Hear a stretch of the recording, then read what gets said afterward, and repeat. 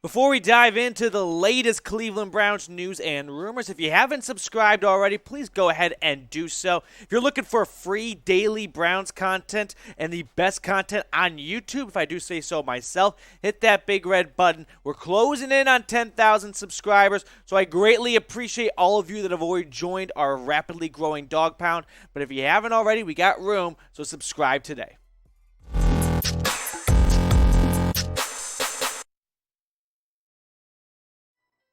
Welcome into the Cleveland Browns Report by Chat Sports. Matthew Peterson here on, I wouldn't say a very light news and rumors day, but somewhere in between. We've got some interesting stories trickling out of Cleveland, and we're going to break it all down on today's show, including the first segment, which is a possible Odell Beckham Jr. return. Now, don't just click out right now because you've heard this story before. We got some new development to the side of the story because before it's just been, hey, could it happen now that Baker's kind of out of the picture?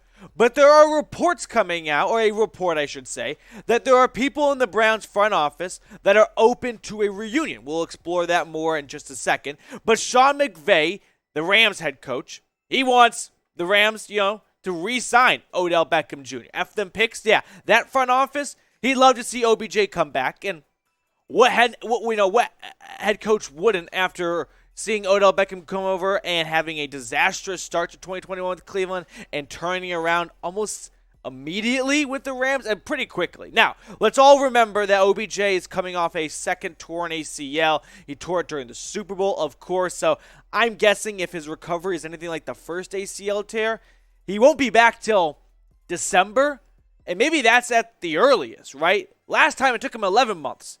11 months after February is January, so it'll be in that range. But here's what Sean McVay had to say before we get to the Brown side of things. Sean said, without a doubt, want to get Odell back here.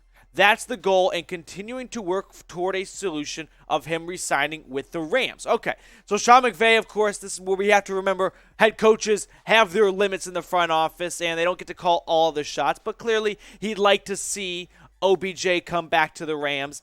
Now, on the Brown side of things, saw an interesting article from OutKick, which doesn't always have the, greatest NFL scoops, but I thought it was at least worth mentioning.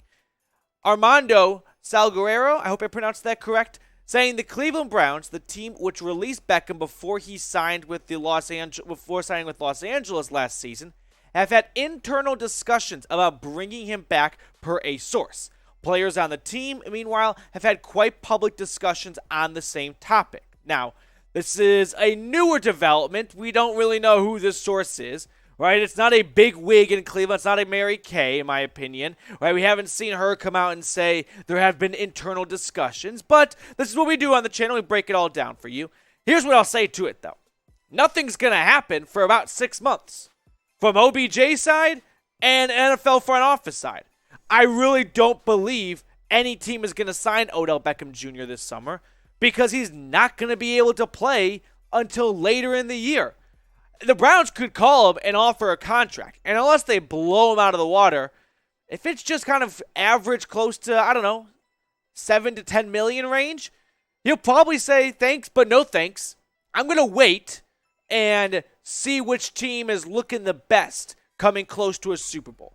Now, maybe that'd be a bit naive to turn down a contract if a team were to offer you one while you're recovering from a second ACL tear, but I'm kind of betting my money on the horse of OBJ will wait to sign. So has your stance changed on OBJ? I could say see for change, right? I was a little bit more in the camp of, hey, at the end of the day, you got to keep the locker room intact. If you're Odell Beckham Jr., maybe tell your dad, please don't invest some malware and blow this up from the inside middle of the season. But to me, it's a little more clear of, as more players come out in support of OBJ, maybe he really wasn't all that much in the wrong in that Browns locker room. I wasn't there, so can't say anything definitively. But let me know if your stance has changed down below. Like I said, Browns players, this is something we've talked about before on the show, have clearly want him back. All right, they clearly are on Team OBJ. All right, we've seen Greg Newsome and JOK hop on podcasts and the Varsity House podcast and talk about how Odell Beckham Jr. was the greatest teammate they've ever had in their rookie season, which he only played 7 games. For them to say that speaks volume. But then we saw this on Instagram the other day, where OBJ talking to Myles Garrett saying, "Who are you talking to, slime?" And Myles Garrett responding with the iPhone emoji saying, "It's time," meaning, hey, it's time to talk and get you back to the land. I do believe, like I said, OBJ will pick the best team in November. Maybe I should kind of backtrack just a little bit what I said before if a team were to offer him a contract, because I don't see many teams offering him a contract over the summer. It's just not something they're thinking about, right? They're not really thinking, hey, what's a wide receiver we can use in December right now who can't play for us for a majority of the season, and I'm dying to give $10 million to. I don't think there's many GMs out there doing that right now. But I'm sure OBJ will rehab nicely. He'll be posting his rehab videos and telling GMs, telling his agent to tell Adam Schefter to tweet out Odell Beckham Jr. is, guess what, in the best shape of his life. And maybe in November, you'll see a team say, hey, we're on a good playoff trajectory. How about you come join us and win another ring? Next up on the show, where does Kevin Stefanski rank as an NFL head coach? Well, Pro Football Focus, our friends at PFF, did their best to take a stab at ranking head coaches analytically. Keyword, analytically. So we will explore that and more. But first, check us out on Rumble, all right? We have live coverage going on at Rumble, and here's a really cool feature about Rumble. If you ever want to listen to the show, kind of like a podcast, meaning play the video but be doing other stuff on your phone and not just having to watch the whole time, well, Rumble allows you to start the video and leave the app but keep the audio going. So check us out, rumble.com/Browns Report. Links in the comments and the description. Now, let's get to the PFF segment of the show, where they ranked 26 NFL head coaches.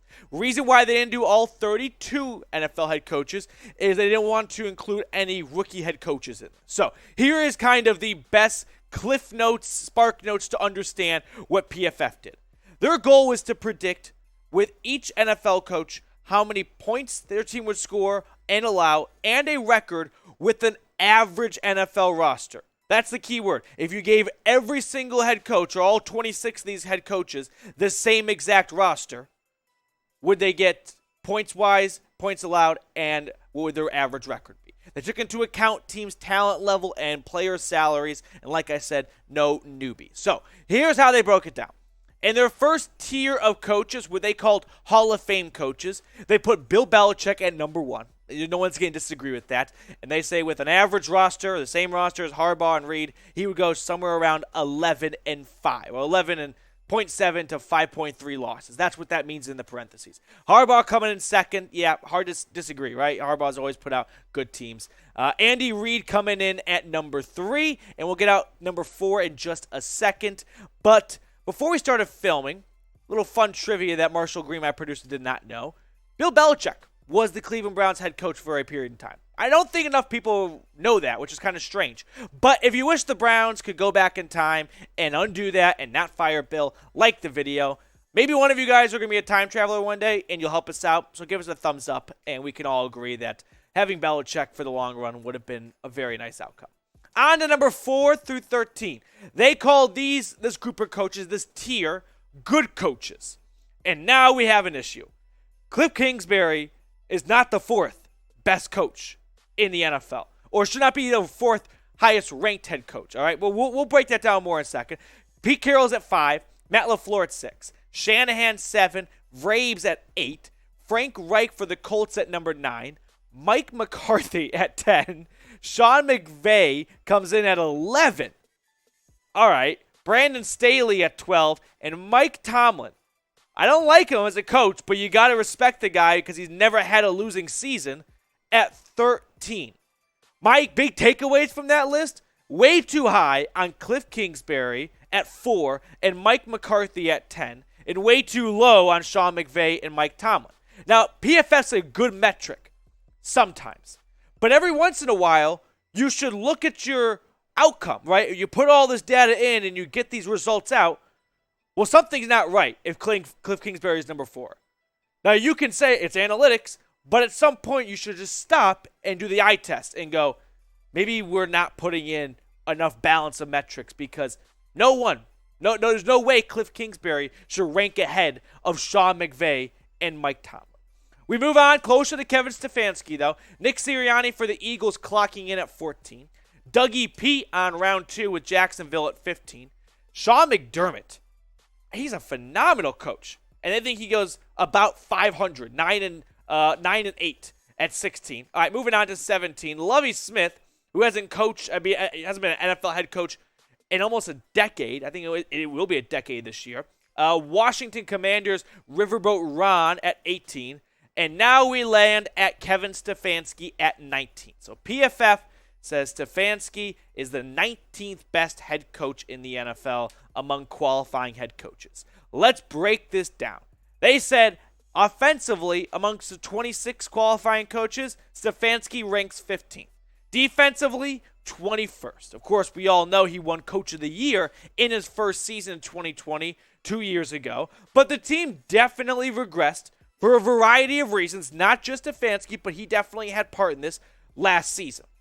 The Browns' offense last year, which they ranked, by the way, 15, or him ranking 15, was number 1 in the NFL for salary cap dollars, which means no team in the NFL spent more money on their offense that counted against the cap than the Cleveland Browns. That's a lot of resources going to that side of the football, and the offense wasn't great last year. And, of course, the elephant in the room is, well, you had Baker Mayfield hurt from essentially week 2 onwards.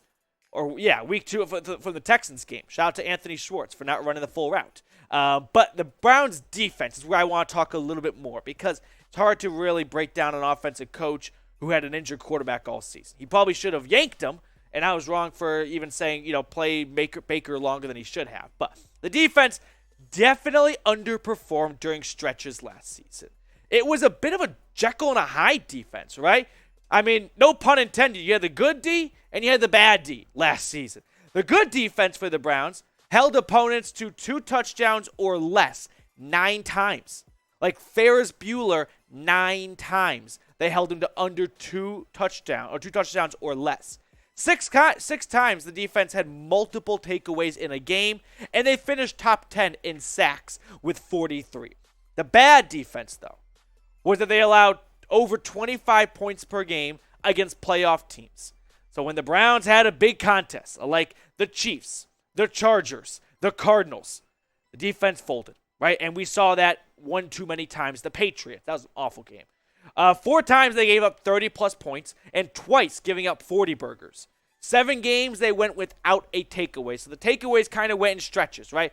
There's a lot of them. There's 4 picks against Lamar Jackson, and then it was a Sahara Desert for almost half of the season. So do you think Kevin Stefanski is going to have a bounce-back season? I sure hope so. There's some people beating the drum of take play calling away from Stefanski and give it to AVP. I don't know what we have to show that AVP is going to be a better play caller. So let's let Stefanski work again with hopefully a healthy quarterback the entire season. Final kind of segment of the show. We're going to do a quick news roundup because there's a lot of little nuggets, you know what I mean? And it's not enough to make a full chicken sandwich, but we can get like a McChicken 10-piece out of this thing. So the Browns had their annual golf outing today, and Kevin Stefanski was there along with a handful of Browns players. And, of course, this gave the media an excuse or an opportunity to speak to Stefanski. And today is the day that we saw coming after a couple days of a 24th civil lawsuit coming against Deshaun Watson. And, of course, they asked Stefanski about it. Nate Ulrich, who, by the way, is in the last couple of days working at the Akron Beacon-Journal, has done a phenomenal job there, so happy trails to him going forward. But Browns coach Kevin Stefanski on the attorney for the plaintiffs in Deshaun Watson's legal situation, saying a 24th lawsuit is coming. Stefanski says, we just try to be respectful of the process and let that take care of it. I mean, it's pretty coach talk. You're not going to get a ton out of him here. My only thought, and before we started filming, Harrison, who I work with, asked, do you think the Browns regret trading for Deshaun Watson? I said no, but I do wonder this. If Andrew Berry, Stefanski, and Haslam knew a 23rd and a 24th lawsuit were going to come, would that change their mind, right? I'm not saying 24 is drastically different than 22, but would they want to have traded for a quarterback that was going to have more come out of what's already an absolute shit show? Cade York, though, on some good news here. He nailed a putt you want your kicker to have ice in his veins, and he nailed a putt. So I'm not saying it, but some people are saying if you nail a putt, you're going to go 100% from kicking field goals. I'm not saying it, but I've heard that out there, so I think it's somewhat true. Finally, Denzel Ward is organizing a trip for the defensive backs. We had Watson take the offense to the Bahamas, and then we all asked, all right, Myles Garrett and Denzel Ward, the two highest paid guys on that side of the football, where's the defense going? Myles Garrett said we're going to Miami, and then that did not work out due to Tropical Storm. I don't remember the name of it, I believe. But now Denzel Ward is saying, hey, I'm organizing a trip for the DB, so we'll see if it's going to be like a cabin weekend or if they're going to go somewhere and ball out like the offense did in the Bahamas. Follow me on Twitter at Matthew Petey. That way you stay in the know for all things related to your Cleveland Browns. I greatly appreciate everyone that clicked on the show and made us a part of your day, especially all of you guys watching right now, because the real ones, they watch from start to finish. So if you're a real one, type squad down below. I'll show you some love in the future.